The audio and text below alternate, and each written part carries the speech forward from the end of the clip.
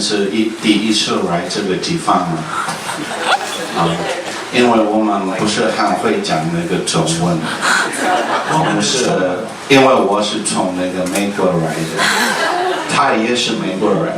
你错了，我是从那个法国回来的，台湾的原住民。喂。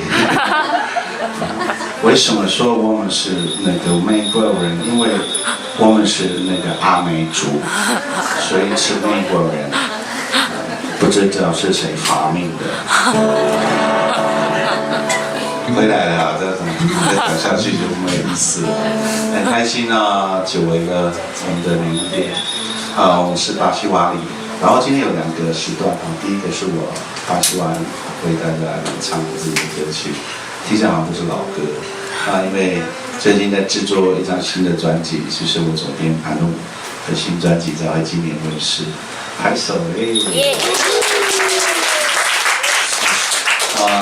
昨天杀青非常开心所有的专辑歌曲都在位置上。那也请大家就是喜欢我们本土音乐的朋友们，能够继续的支持我们台湾的音乐，无论是闽南、客语，还是我们多族的原住民音乐，其实这个都能代表我们台湾在这个国际市场上面会有一个最棒的一个竞争的一些歌曲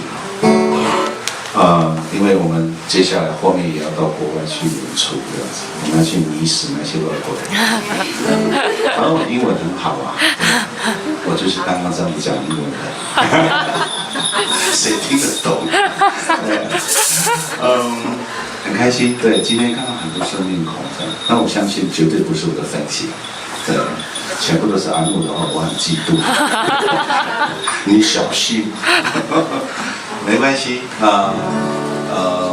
只要大家在这个地方跟我们有一些互动，然后开心的、快乐的跟大家分享我们的歌曲、我们的创作，那也非常的就是会欣慰的，继续的会更加努力的继续创作更好的歌曲，对不对？那么心虚干什么？就大声。对。第2首歌《老人书包》。老人书包的，换我报歌名对，年年是一开始就我是高潮，难道他们是低潮？有啦，我是退潮，他是涨潮，所以长那么高。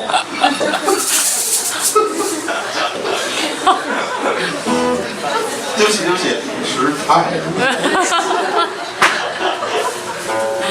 他是早草，大哥是朝令夕改，这个开玩笑。好久没有唱这首《老人书包》一个隔代教养的就是很多我们那里中法国的爸爸妈妈小孩子都交给阿公阿妈带到了都市以后，听到很多小朋友讲的中文，就吓一跳，奇怪，妈妈他们讲的国语跟我不一样。有什么不一样的呢？他们讲话都很短。哎呀，那怎么说呢？他说：“你去哪里？你妈妈住哪里？你爸爸住哪里？”那是大陆人，你去错地方了。台湾不会这样，台湾都是我是谁。为什么一直讲话唱歌？我讲话比唱歌好听。